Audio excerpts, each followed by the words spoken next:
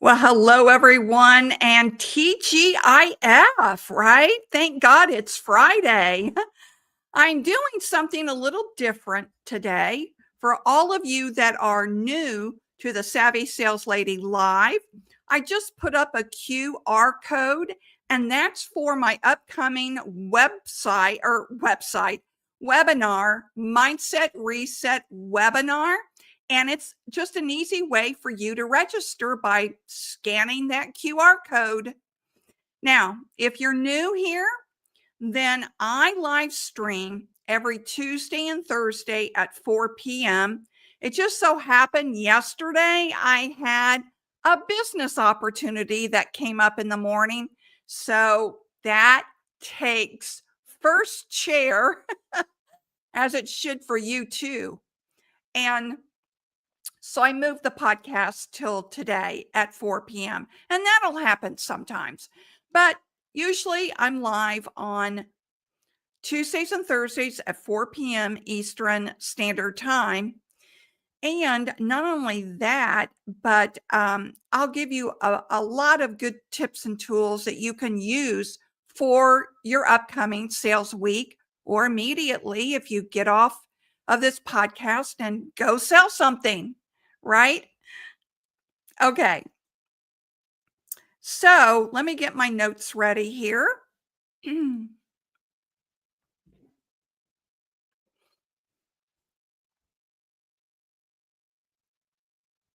Okay. Oh, yeah, that's what I wanted to tell you. Geez, you see, too many things on my mind. Too many things. When you don't have a producer and you're doing it all yourself on these live streams, there's a lot of moving parts. So I'm glad you're patient with me. I live stream on YouTube, LinkedIn, and X. I just started live streaming on X, and I'm not live streaming on Facebook anymore.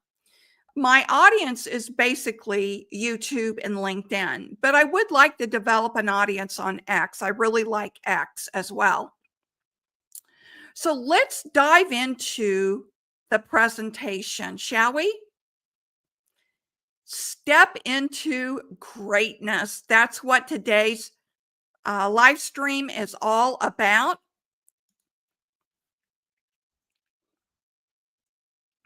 So whether you're a seasoned sales pro or you're a newcomer trying to navigate this whole sales conversation and everything that goes into sales, or if you're anyone in between, these episodes will help everyone that's in the selling world.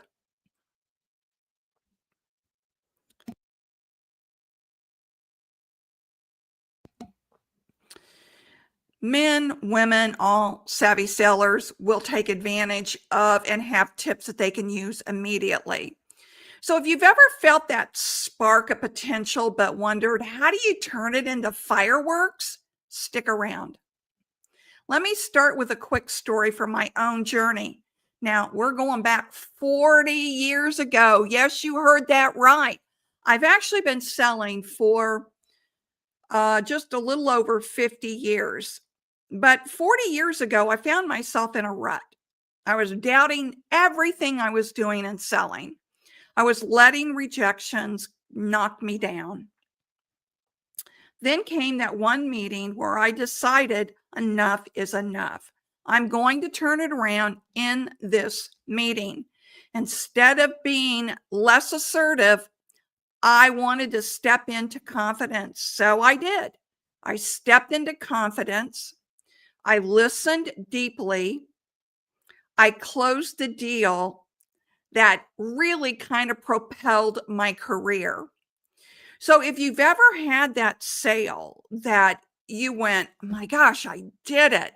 Whatever you did, try to write down as much of what you did so you can repeat that process. Okay. Because this deal that I closed, it wasn't luck. It was me stepping into my greatness. So over the next 30 minutes, I want to show you what that looks like, step by step, how you can step into your greatness. And we'll cover mindset shifts and strategies and overcoming hurdles and actionable steps. So by the end, you'll be ready to level up. Does that sound good? All right, let's jump in. So the first step is this. Yes, it's mindset.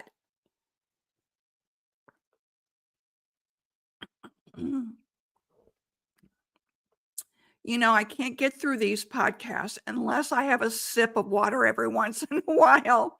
So bear with me. You know this, mindset is 80% mental and 20% strategy. How many times have we heard this in the past? But it is so true. All right. Your headspace determines whether you see a no as a dead end or a detour. I have even sat in on sales calls where the salesperson is buying what the prospect is selling them for reasons why they can't move forward.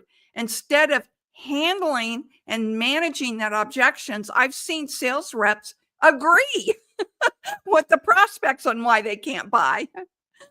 You don't want to do that. You're not in the right headspace when you're doing that.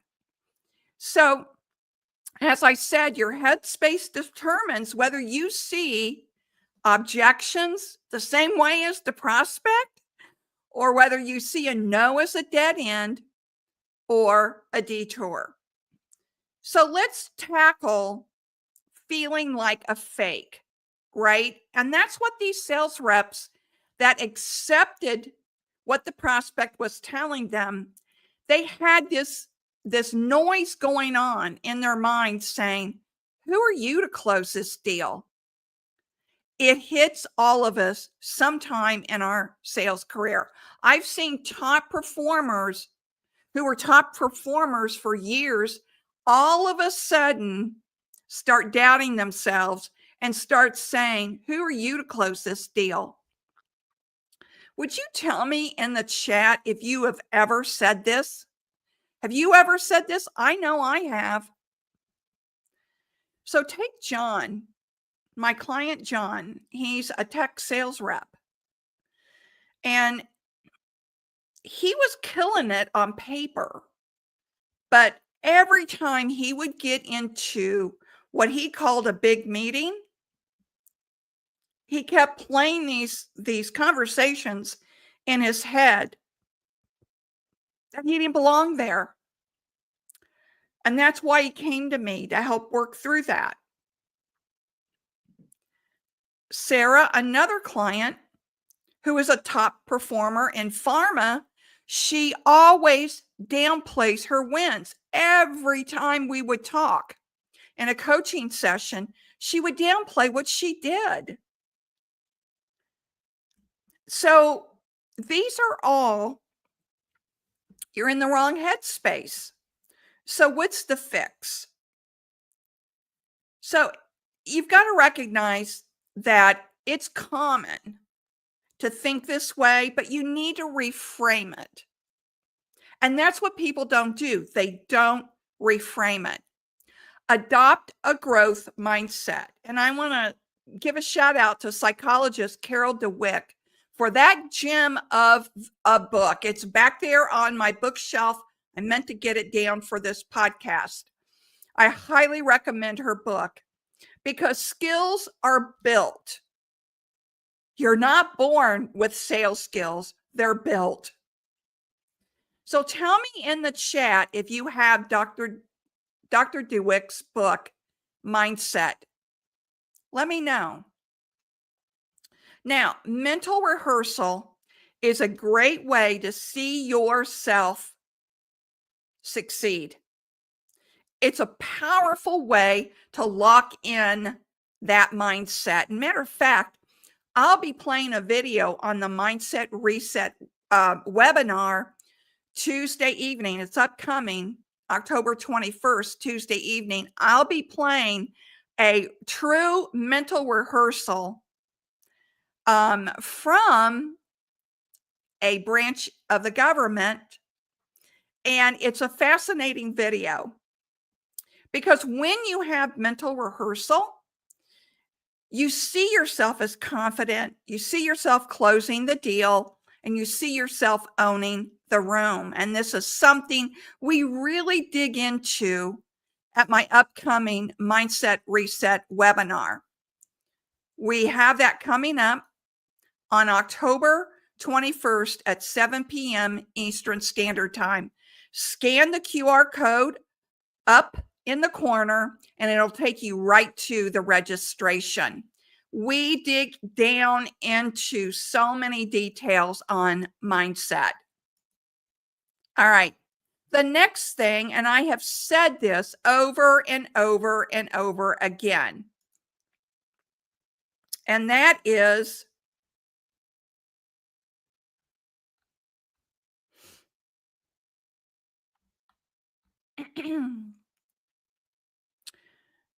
create a success journal.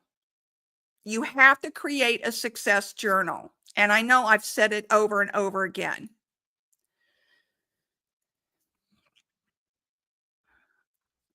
How you talk to yourself is crucial.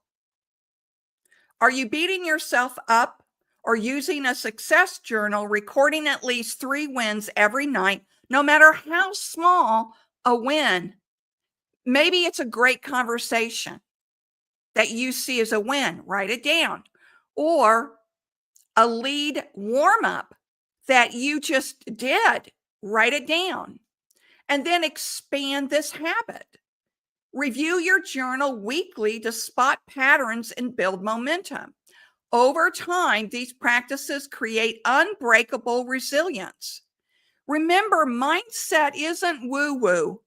It's fuel. Shift it and your results will follow. Internalize all of this that I'm telling you right now. Make a strategy for your sales day. Okay, the next core strategy is, well, I should say the first core strategy is build authentic relationships. Build authentic relationships. Now we're going to get into the meat of everything here. This is where we turn mindset into money. And I'll break down into 3 parts. I'll break it down into 3 different parts so this is more digestible for you. So keep watching the slides. So building authentic relationships, it's not about pushing products. It's not what we're doing. It's about solving problems. Start with active listening. Ask questions like, what's working and not working for you now? Instead of just pitching blind. You need to know what you're dealing with. So I recall a salesperson named Jake who turned a lukewarm lead into a loyal client by simply hearing their pain points on supply chain issues. It's amazing when you ask that magic question or that golden question, I should say, and that all of a sudden the floodgates come open and the prospect starts telling you all kinds of things. That's what happened with Jake when he turned this lukewarm lead by asking one question that opened the floodgates, and he turned that prospect into a client. No hard sell. He didn't do any kind of a hard sell, just genuinely connecting with that lead. So practice this. Next call, you're going to listen 70% of the time and talk 30%. I know you know this, but are you doing it? Build rapport by sharing stories or compliments. Now, you have to be careful with compliments. They have to be sincere compliments. All right? Not the brown nosing kind of compliments. That's why you can be savvy, but not salesy in these exchanges. All right, the next core sales strategy is master objections and closes. So, objections aren't roadblocks, they're invitations. I always say to manage the objection. Don't try to overcome it, manage it, because you always want to align with the prospect. When they say, oh, too expensive, respond with empathy. I get it. Budgets are tight everywhere. Let me show you how this delivers ROI and that it pays for itself. Okay.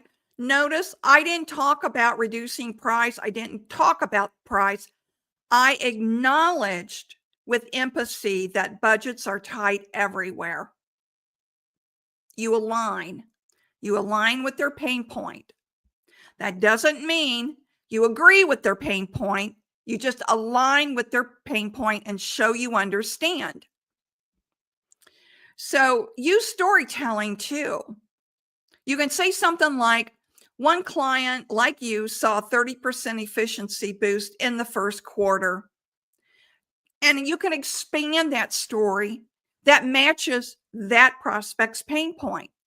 So another way is to personalize with data. Now, with data, you've got to be careful because you can cause the prospect to glaze over with a bunch of facts or figures. You don't want to do that. Pull industry stats or their own metrics from their own. Let me start over. Pull industry stats or their own metrics from your research, but don't bombard them with a bunch of metrics. You're only going to give them one or two stats or matrix, and that's it. That's it. Like I said, you can make them glaze over if you talk about data too much. And I'll give you an example, personal example. So the other night I was on a webinar to learn a little bit more about LinkedIn. Okay. And in this webinar, there were so much data and facts and figures that I ended up closing out of it. I mean, it was just every screen was nothing but more facts and figures. Now, unless you're a bean counter or just a data nerd, now, believe me, I look at my data all the time. But for someone that's trying to learn about LinkedIn's algorithms, you need to break it down to the level of user that's on that webinar. For example, I don't know anything about LinkedIn's algorithm, but they didn't speak to me like I was someone new just learning about algorithms. They spoke to me as if I knew everything there was to know about algorithms. So they didn't clearly know their audience and didn't speak to their audience. So that's an example. So when you get to the close, ask boldly but helpfully.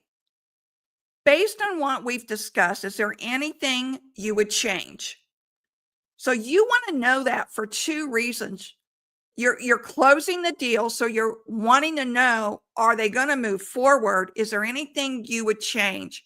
Plus, you're also asking that question to see if there's anything that you haven't uncovered yet.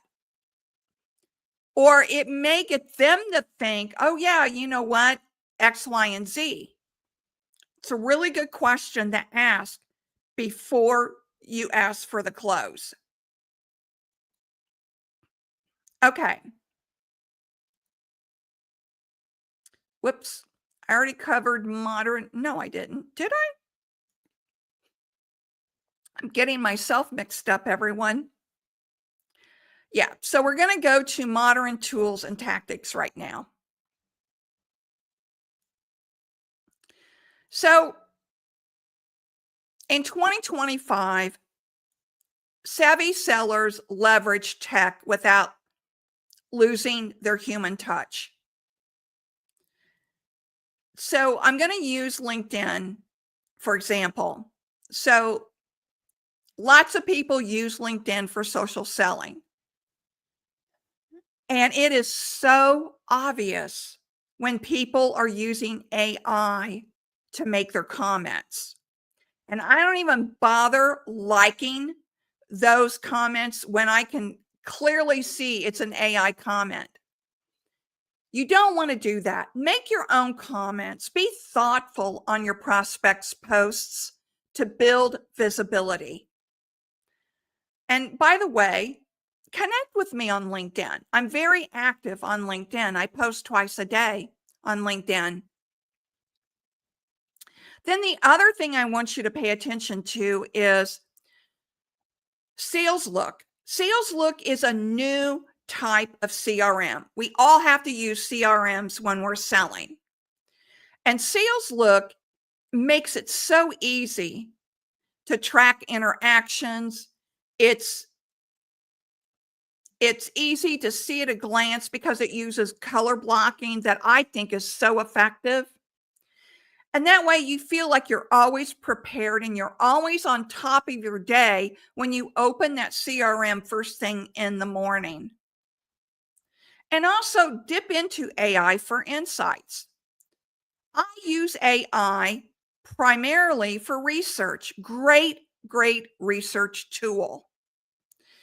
I like analyzing email open rates and follow-ups. So that's some of the things I like about AI. But you've got to balance it.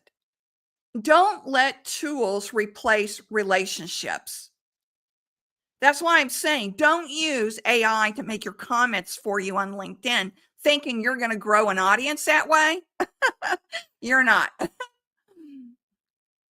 So a friend of mine is a real estate pro, and he used data to personalize pitches, and he doubled his closings because of that. He implemented one tool, and it really helped him to kind of strategize who his prospects were, who he was selling houses to, and how to draw conclusions. So this week, I want you to implement one tool. Start small. These strategies aren't gender specific. They're just greatness amplified for everyone, right?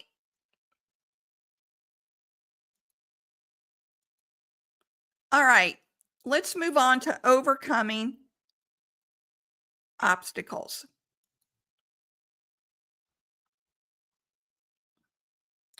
You know this.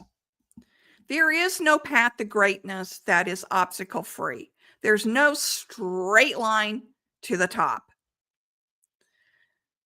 So, one of the big obstacles that salespeople deal with all the time is rejection because it stings.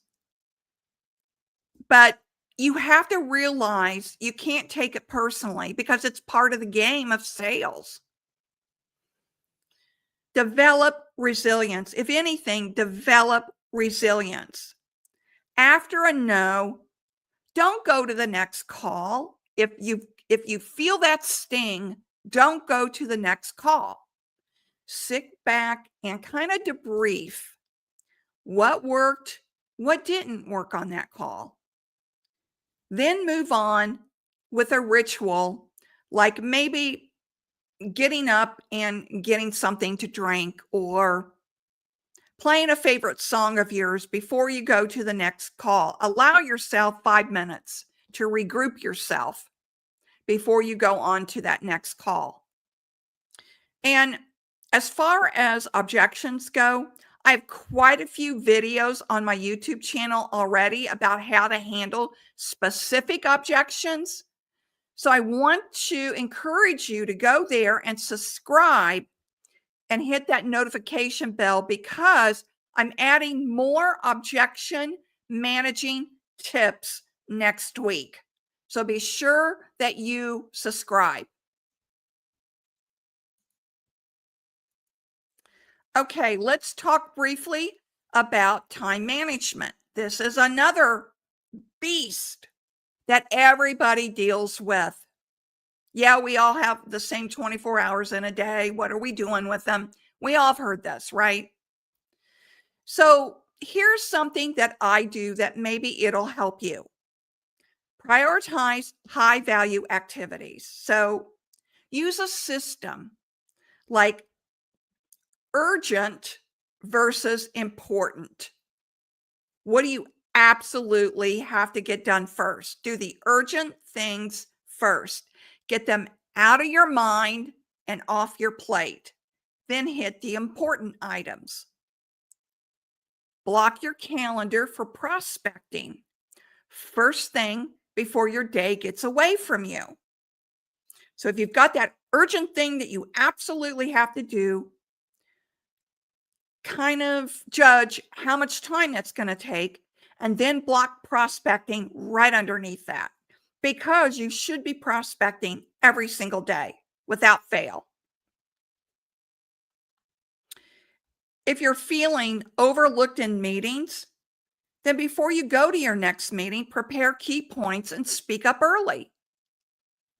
So I've heard from community members like Mike, who battled burnout, and Lisa, who conquered cold call fears, both by setting boundaries and celebrating efforts, not just the outcomes.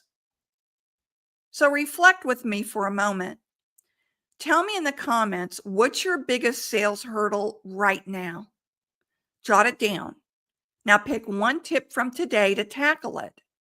You've got the power. Step over these obstacles. You can do it.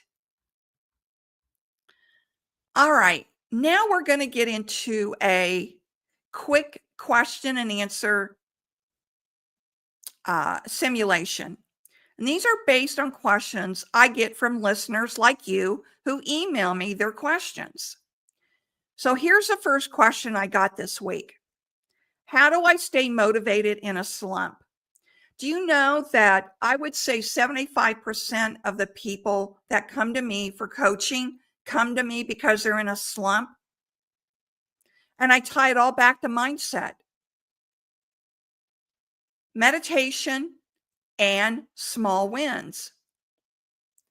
Track progress weekly. Now, I meditate for 2 hours every single day, 1 hour in the morning and 1 in the evening, and I never miss. So here's number 2. What's the best way to handle tough negotiations? The best way is to always use empathy and data. So storytelling adds value, and you're not going to storytell about price. You're going to storytell based on the prospect's pain points. You've sold long enough that you have probably heard it all. And you have clients that were once prospects with the same pain points that have been converted to clients. Tell their story. Tell their story. Okay, now the third question I got this week, can introverts excel in sales? Absolutely, because I'm an introvert. That always surprises people, but it's true. I'm an introvert. I do much better one-on-one than I do in crowds. I have a close-knit group of 2 really good friends. I don't have a massive amount of friends. I have acquaintances, I have colleagues, and I have casual friends. But my 2 best friends are in my inner circle. So yes, and what we do best as introverts is we leverage our listening strengths. That's what we do best. You'd be surprised how much you can learn when you shut up and listen. So what are your questions? Drop them in the comments, or you can email me and let me put up the next slide so you can see my email address. There it is. Email me your questions and I'm happy to answer them. So we've covered a lot. We've set your foundation, which is your mindset. We've hit strategies that you can add to your toolkit.